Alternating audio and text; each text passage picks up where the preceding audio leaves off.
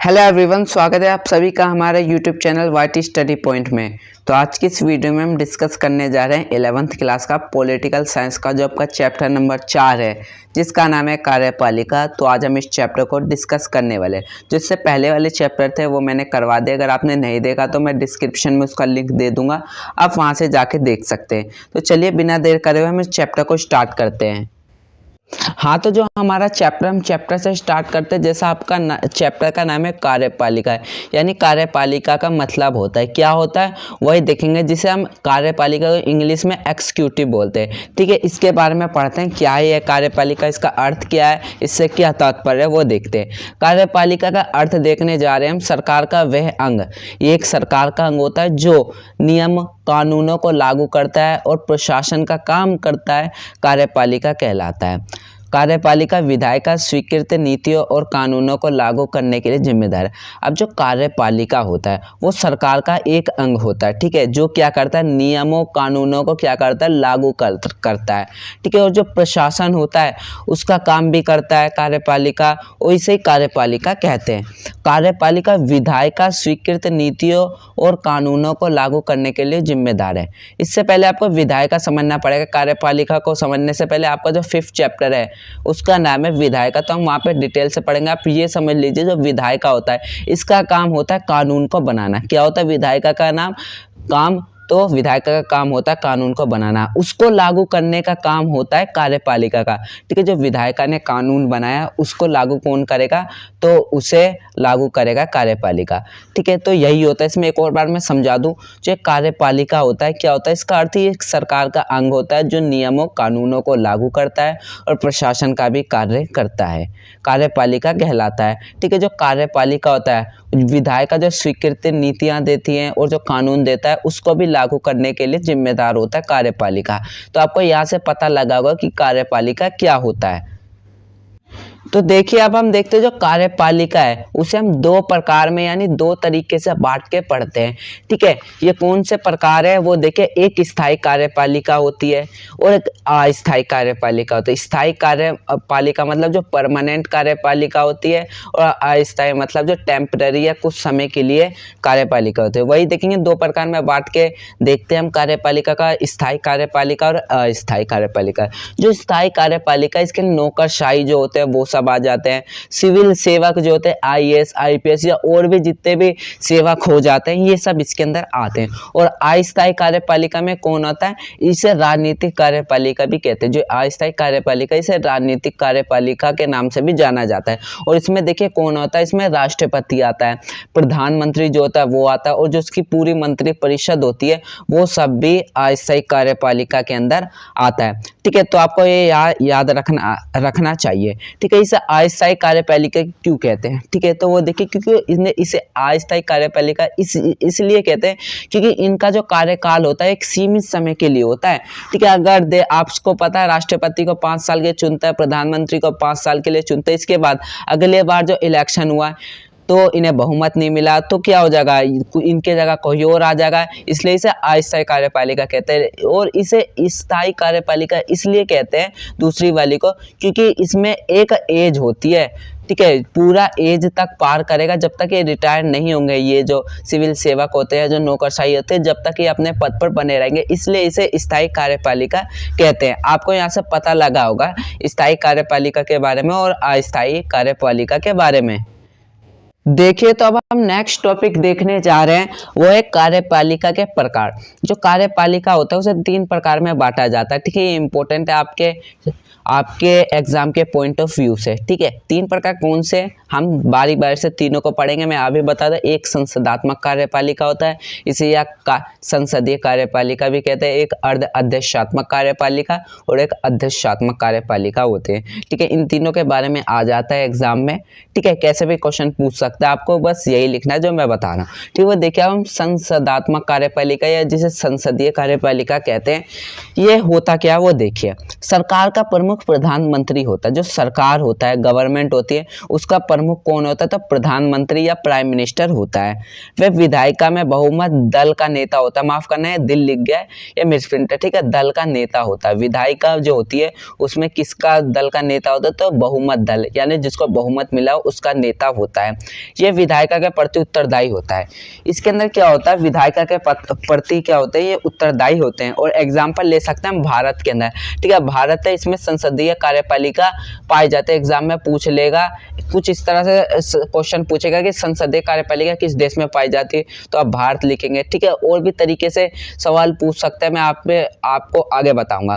ठीक है, तो संसदात्मक कार्यपालिका के बारे में आपको पता लगा कि सरकार का प्रमुख प्रधानमंत्री होता है, इसके अंदर वे विधायिका में बहुमत दल का भी नेता होता है, ये विधायिका के प्रति उत्तरदायी भी होता है, और एग्जाम्पल में हम भारत लिख सकते हैं। तो नेक्स्ट आता है कार्यपालिका का प्रकार, वो है अर्ध अध्यक्षात्मक कार्यपालिका। इसके अंदर देखिए क्या होता है, राज्य का प्रमुख राष्ट्रपति होता है। जो राज्य होता है या जो देश होता है, राज्य एक तरह से आप पॉलिटिकल साइंस में राज्य को देश मानते हैं। ठीक है, पॉलिटिकल साइंस में राज्य देश होता है। जो राज्य होता है उसका जो प्रमुख होता है वो कौन होता है? राष्ट्रपति होता है, या जो प्रेसिडेंट होता है वो होता है। सरकार का प्रमुख लेकिन जो प्रधानमंत्री होता है। राज्य यानी जो देश होता है उसका प्रमुख तो राष्ट्रपति होता है, लेकिन जो सरकार होता है, गवर्नमेंट होता है, उसका प्रमुख प्रधानमंत्री होता है। प्रधानमंत्री तथा उसकी मंत्रिपरिषद विधायिका के प्रति उत्तरदायी होती है। ठीक है, इसके अंदर क्या होता है, जो प्रधानमंत्री होती है और उसकी जो मंत्रिपरिषद होती है वो विधायिका के प्रति उत्तरदायी होती है, ना कि राष्ट्रपति के। ठीक है, और एग्जाम्पल हम लिख सकते हैं फ्रांस। ठीक है, फ्रांस का लिख सकते हैं, यहाँ पे अर्ध अध्यक्षात्मक कार्यपालिका आती है। ठीक है, एग्जाम में पूछ लेगा अर्ध अध्यक्षात्मक कार्यपालिका किस देश में पाई जाती है, तो आप फ्रांस लिख सकते हैं वहां पे। देखिए अब हम कार्यपालिका का तीसरा प्रकार है, वो अध्यक्षात्मक कार्यपालिका है। मैंने आपको संसदात्मक कार्यपालिका के बारे में बताया, अर्ध अध्यक्षात्मक कार्यपालिका के बारे में बताया।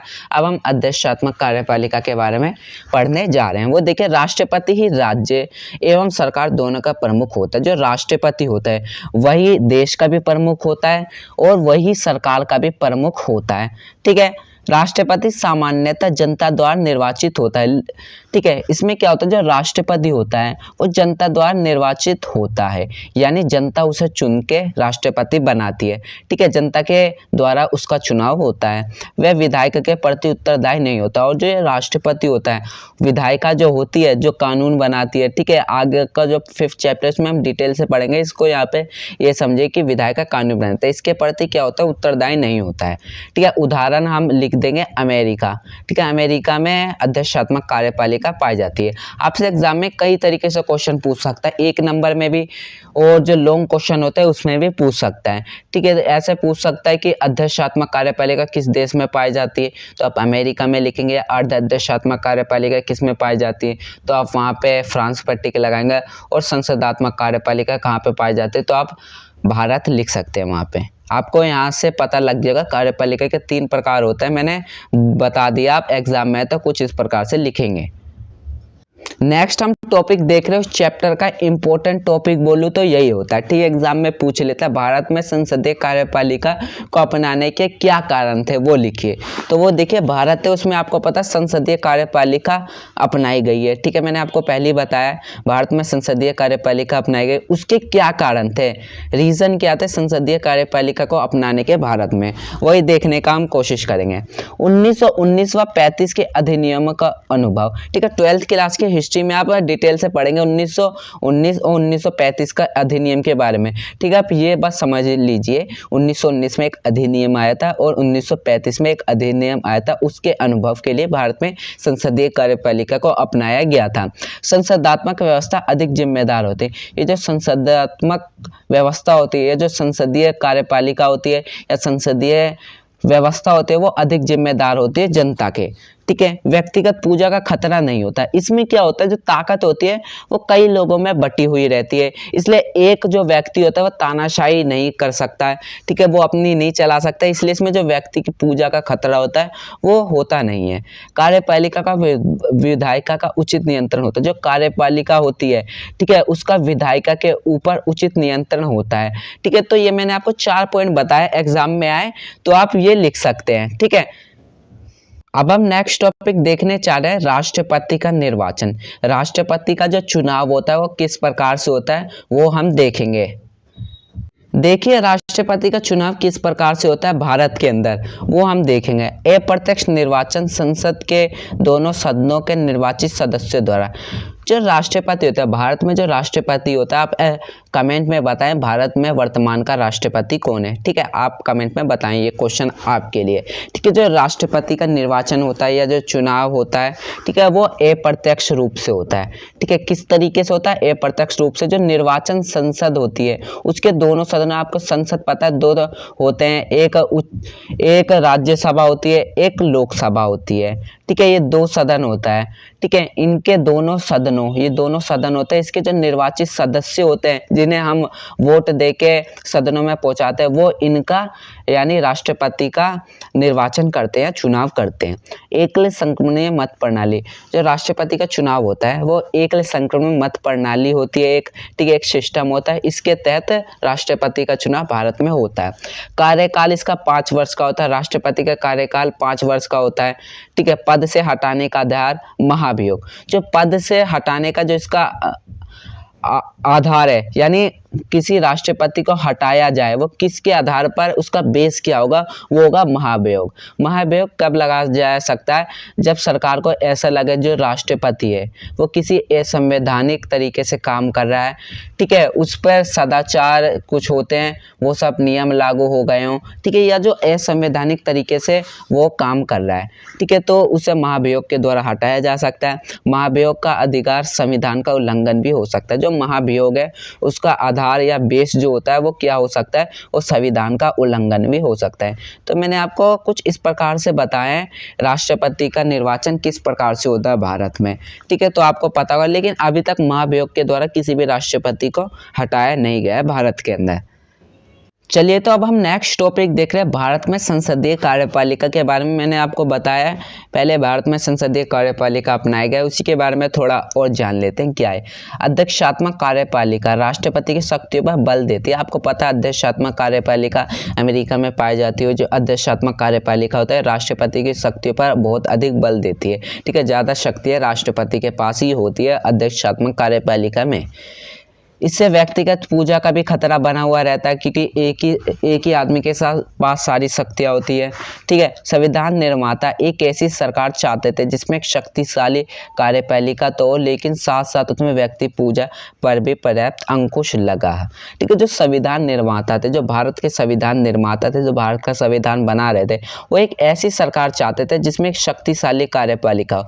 क्यों शक्तिशाली कार्यपालिका? क्योंकि आपको पता है, आपने हिस्ट्री में भी पढ़ा होगा कि भारत है जब आज़ाद हुआ था 565 से के आसपास भारत में रजवाड़े थे, सभी अलग होना चाहते थे, ठीक है, मतलब देश टूटने वाला था। एक तरह से आप ये समझ लीजिए बहुत अकाल की स्थिति भी पड़ गई थी उस समय, विस्थापन भी होता, बहुत लोग मारे भी गए थे, ठीक है, और रजवाड़े भी अलग हो रहे थे, ठीक है, होना चाहते थे। इसलिए जो संविधान निर्माता थे वो एक ऐसी सरकार चाहते थे जिसके अंदर शक्तिशाली कार्यपालिका तो, लेकिन जो उसके साथ साथ क्या हो, व्यक्ति पूजा पर भी पर्याप्त अंकुश लगा, ठीक है। संसदीय व्यवस्था में कार्यपालिका विधायिका या जनता के प्रति उत्तरदायी होती है और नियंत्रित भी।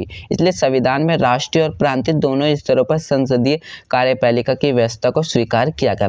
जो संसदीय कार्यपालिका होती है इसमें क्या होता है, कार्यपालिका विधायिका या जो जनता होती है उसके प्रति उत्तरदायी होती है और नियंत्रित भी होती है। इसलिए जो संविधान होता है उसके अंदर राष्ट्रीय यानी केंद्र स्तर पर, सेंटर स्तर पर भी, ठीक है, और जो प्रांत यानी राज्य के स्तर पर भी जो संसदीय कार्यपालिका है इसकी व्यवस्था की गई है। भारत में इस व्यवस्था को राष्ट्रपति औपचारिक प्रधान होता है। जो भारत है, आपको पता है संसदीय कार्यपालिका अपनाई गई है। इसके अंदर क्या होता है, इस व्यवस्था में जो राष्ट्रपति होती है उसे औपचारिक प्रधान होता है, यानी नाम मात्र का प्रधान होता है, ठीक है। तथा प्रधानमंत्री और मंत्रिपरिषद राष्ट्रीय स्तर पर सरकार चलाते हैं। आपको ये पता है भारत में क्या होता है, सारी पावर किसके पास होती है, सेंट्रल गवर्नमेंट के पास होती है या प्रधानमंत्री होती है, उसी के पास सारी पावर होती है, ठीक है। और यही पूरे देश को चलाते हैं। सिर्फ जो राष्ट्रपति होता है वो नाम मात्र का होता है, ठीक है। राज्यों के स्तर पर राज्यपाल जो राज्य के स्तर होते हैं, ठीक है, क्योंकि राज्य के स्तर पर भी कार्यपालिका होती है और केंद्र के स्तर पर भी। जो राज्य के स्तर पर जो कार्यपालिका होती है इसमें राज्यपाल होता है, मुख्यमंत्री होती है और इसकी जो मंत्रिपरिषद होती है, ये सब मिलकर कार्यपालिका बनाते हैं राज्यों के स्तर पर। केंद्र के स्तर पर मैंने आपको पहले ही बता दिया किस तरह से बनती है कार्यपालिका। अब देखिए, मैंने आपको पहले बताया कि राष्ट्रपति का किस प्रकार से चुनाव होता है। वो देखते हैं राष्ट्रपति की स्थिति किस प्रकार की है और उसकी शक्तियां किस प्रकार की है, ठीक है, उसकी पावर किस प्रकार से है और उसकी कंडीशन किस तरीके से है। भारत के अंदर एक औपचारिक प्रधान होता है, सिर्फ नाम मात्र का एक प्रधान होता है, यानी देश का हित करने वाला सिर्फ नाम का होता है प्रधान राष्ट्रपति, ठीक है, ऑफिशियली प्रधान होता है बस। राष्ट्रपति को वैसे तो बहुत सी कार्यकारी विधायी कानून बनाना जिसमें होता है कानूनी और आपात शक्ति प्राप्त है, परंतु इन सभी शक्तियों का प्रयोग में मंत्रिपरिषद की सलाह पर करता है। जो भारत है इसके अंदर पर जो राष्ट्रपति उसे वैसे तो बहुत सारी शक्तियां प्राप्त है, बहुत ज़्यादा शक्तियां प्राप्त है, लेकिन क्या करता है बहुत सी जो कार्यकारी होती है विधायी रिलेटेड जो कानून बनाना होता है और कानूनी और जो आपातकाल की शक्तियाँ होती हैं उसे प्राप्त है।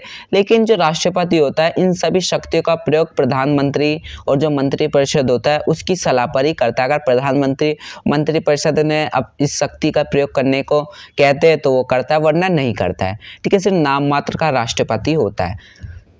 अब देखिए, राष्ट्रपति के कुछ विशेष अधिकार भी होते हैं, ठीक है, वो देखते हैं। सदनों का पुनर्विचार के लौटा सकता है, तो जो सदन होता है राज्यसभा लोकसभा, इनको दोबारा से किसी भी कानून के ऊपर विचार करने के लिए लौटा सकता है, ये ताकत है राष्ट्रपति की। वीटो शक्ति का प्रयोग करके, वीटो शक्ति अभी मैं आपको इस वीडियो के नेक्स्ट पार्ट में बताऊंगा वीटो शक्ति के बारे में। राष्ट्रपति की एक तरह की शक्ति होती है, ठीक है, इसको करके संसद द्वारा पारित विधेयक को स्वीकृति देने में विलंबन कर सकता है। ये वीटो एक पावर होती है, ठीक है, शक्ति होती है राष्ट्रपति का। इसका प्रयोग करके संसद जो होती है उसमें जो पारित विधेयक होते हैं, या विधेयक माने आप समझ सकते हैं इसे कानून होते हैं, ठीक है, उसे स्वीकृति देने में विलंबन यानी देर भी कर सकता है राष्ट्रपति। चुनाव के बाद कई नेताओं के दावों के समय निर्णय करके कौन प्रधानमंत्री बनेगा। अब चुनाव हो जाते हैं, उसके बाद कई जो नेता होते हैं वो प्रधानमंत्री बनना चाहते हैं, लेकिन क्या करता है जो राष्ट्रपति होता है वह चुनता है कि प्रधानमंत्री आखिरकार कौन बनेगा, ठीक है। चलिए, तो अब हम देखते हैं। मैंने आपको ये बताया मैंने आपको ये बताया राष्ट्रपति के बारे में, बहुत सारी बातें बताई हैं मैंने। चुनाव किस प्रकार से होता है, इसकी क्या क्या शक्ति होती है, स्थिति किस प्रकार से इसकी, ठीक है। और मैंने यही बताया सिर्फ औपचारिक प्रधान होते हैं, इसमें ज़्यादा ताकत तो बहुत सारी होती है, ठीक है, शक्तियाँ बहुत होती है, लेकिन ये जो राष्ट्रपति होता है या मंत्रिपरिषद और प्रधानमंत्री की सलाह पर करता है, इसके पास इतनी ताकत नहीं होती फिर भी, ठीक है। तो आखिर राष्ट्रपति पद की आवश्यकता क्यों है, ठीक है। भारत है, इसमें संसदीय कार्यपालिका को अपनाया गया है, इसमें राष्ट्रपति में इतनी ताकत नहीं होती, सारी ताकत इसकी जो प्रधानमंत्री तो मंत्रिपरिषद वो करते हैं, ठीक है। आखिरकार जो राष्ट्रपति है उस पद की क्या आवश्यकता है, ठीक है, वही देखेंगे अब हम। संसदीय व्यवस्था में समर्थन रहने पर मंत्रिपरिषद को कभी भी हटाया जा सकता है। ऐसे में एक ऐसे राष्ट्र प्रमुख की आवश्यकता पड़ती है जिसका कार्यकाल स्थायी हो, जो सांकेतिक रूप से पूरे देश का प्रतिनिधित्व कर सके, इसलिए हमें राष्ट्रपति पद की आवश्यकता। अब क्या होता है, भारत में आपको पता है संसदीय व्यवस्था अपनाई गई है। इसमें क्या होता है, समर्थन ना रहने पर जो मंत्रिपरिषद होती है उसको कभी भी हटाया जा सकता है। अगर समर्थन नहीं है मंत्रिपरिषद का, ठीक है, सदन में, तो उसे हटाया जा सकता है कभी भी। ऐसे में एक ऐसे राष्ट्र प्रमुख की आवश्यकता पड़ती है, क्योंकि जो राष्ट्रपति होता है वो राष्ट्र का सबसे पहला नागरिक होता है और राष्ट्र प्रमुख भी होता है, ठीक है। इसलिए हमें एक ऐसे राष्ट्र प्रमुख की आवश्यकता पड़ती है जिसका जो कार्यकाल होता है वो स्थायी होता है, जो सांकेतिक रूप से पूरे देश का प्रतिनिधित्व कर सके, ठीक है। इसलिए हमें राष्ट्रपति पद की आवश्यकता पड़ती है, ठीक है। राष्ट्रपति की अनुपस्थिति, अगर राष्ट्रपति नहीं है तो उसकी अनुपस्थिति में जो उपराष्ट्रपति होता है ये भी इस तरह का कार्य कर सकता है, यानी प्रधानमंत्री पद पर बैठ सकता है कुछ समय के लिए, जब तक नया प्रधानमंत्री नहीं बनता है। भारत का उपराष्ट्रपति, ठीक है, भारत के उपराष्ट्रपति के बारे में भी थोड़ा मैं बता देता हूँ आपको किस तरीके से है वो, ठीक है। मैंने आपसे अभी कुछ समय पहले क्वेश्चन पूछा था कि भारत का राष्ट्रपति कौन है। अब मैं एक और क्वेश्चन पूछता हूँ आपसे, आप कमेंट में बताएं कि भारत का उपराष्ट्रपति वर्तमान में कौन है, ठीक है। जो उपराष्ट्रपति होता है भारत का, उसका भी जो कार्यकाल होता है वो 5 वर्ष के लिए होता है, ठीक है। 5 वर्ष के लिए चुना जाता है उपराष्ट्रपति। जिस तरह राष्ट्रपति को चुना जाता है, मैंने आपको बताया राष्ट्रपति को अप्रत्यक्ष रूप से चुना जाता है, ठीक है, एक संकीर्ण मत प्रणाली के द्वारा चुना जाता है, ठीक है। उसी प्रकार भारत के उपराष्ट्रपति को भी चुना जाता है, ठीक है, अप्रत्यक्ष रूप से। फिर राज्यसभा का पदेन सभापति होता है। ये जो उपराष्ट्रपति होता है ये क्या होता है, जो राज्यसभा होती है, लोकसभा और राज्यसभा आपको पता है क्या होता है, इसका पदेन सभापति भी होता है। और राष्ट्रपति की मृत्यु, त्याग, महाभियोग द्वारा हटाए जाने या अन्य किसी कारक के पद रिक्त होने पर कार्यवाहक राष्ट्रपति का काम करता है। अब क्या होता है, अगर राष्ट्रपति की एकदम से मृत्यु हो जाए या उसने त्याग दे दिया, अपने पोस्ट से इस्तीफा दे दिया किसी राष्ट्रपति ने, या महाभियोग के द्वारा उसे हटा दिया, तो किसी अन्य कारक या कोई अन्य कारक भी हो सकता है जिससे उसका जो पद होता है या पोस्ट होती है वो खाली हो जाती है। इससे जो ये जो उपराष्ट्रपति होता है वह कार्यवाहक राष्ट्रपति का भी काम कर सकता है, ठीक है। तो ये उपराष्ट्रपति के बारे में मैंने बताया आपका भारत का उपराष्ट्रपति किस प्रकार से होता है। देखिए, मैंने आपको राष्ट्रपति उपराष्ट्रपति के बारे में तो बता दिया। अब हम प्रधानमंत्री बनने के बारे में देखेंगे। जो प्रधानमंत्री बनने की योग्यता है, वो क्या योग्यता है प्रधानमंत्री बनने की। देखिए, प्रधानमंत्री बनने की भारत में क्या योग्यता, वो देखेंगे। 25 वर्ष की आयु प्राप्त कर चुका है। प्रधानमंत्री बनने के लिए उस शख्स का कितना वर्ष आयु प्राप्त कर चुका हो, यानी वो 25 वर्ष का हो चुका हो, 25 वर्ष हो चुकी है उस शख्स की आयु जो प्रधानमंत्री बनना चाहता है। बहुमत का समर्थन प्राप्त हो, और जो प्रधानमंत्री बनना चाहता है कैंडिडेट, उसे बहुमत दल का भी समर्थन प्राप्त हो, यानी 25 वर्ष का तो वह हो ही, ठीक है। ऐसे तो आप सब में से बहुत सारे लोग बोलेंगे कि मैं प्रधानमंत्री बन सकता हूँ, मैं 25 से ज़्यादा हूँ, लेकिन ऐसा कुछ नहीं है, ठीक है। उसे बहुमत दल होता है या बहुमत होता है, उसका भी समर्थन हासिल होना चाहिए, ठीक है। यदि प्रधानमंत्री बनने के लिए ये उस समय संसद के किसी सदन का सदस्य नहीं है तो 6 महीने के भीतर उसे संसद सदस्य के रूप में निर्वाचित होना अनिवार्य होगा। यही परिस्थिति मंत्रियों पर भी लागू हो सकती है, ठीक है। यदि प्रधानमंत्री बनने के समय वह संसद के किसी सदन का सदस्य नहीं है, आपको पता है संसद के जो सदन होती है वो लोकसभा राज्यसभा होते हैं, 2 सदन होती है। अगर वो किसी भी या लोकसभा या राज्यसभा किसी का भी वो सदस्य नहीं है तो उसे 6 महीने के अंदर ही किसी भी सदन का सदस्य बनना होता है, ठीक है। निर्वाचित होना अनिवार्य होता है, ठीक है, कंपलसरी होता है। और यही जो परिस्थिति है ये इसकी मंत्रियों पर भी लागू होती है कि वह भी अगर वो मंत्री बनना चाहते हैं तो उन्हें भी किसी ना किसी जो सदन है उसमें निर्वाचित होना पड़ेगा, सदन का सदस्य बनना पड़ेगा। तो आई होप मैंने आपको जितने भी टॉपिक समझाए होंगे आपको समझ में आएंगे। अगर आपको किसी भी टॉपिक में कोई डाउट है तो आप वीडियो को दोबारा देख सकते हैं। अगर आपको कोई टॉपिक समझ में नहीं है तो आप हमें कमेंट में भी ज़रूर पूछ सकते हैं। इसका जो नेक्स्ट पार्ट है उसके अगले पार्ट में ये जो चैप्टर है पूरा ख़त्म कर दिया जाएगा, और इसका जो अगला पार्ट है वो भी जल्दी चैनल पर अपलोड कर दिया जाएगा। अगर आपको हमारी वीडियो अच्छी लगी तो वीडियो को लाइक करो, चैनल को सब्सक्राइब भी जरूर करें। तो जल्दी मिलते हैं हमारे नेक्स्ट वीडियो में।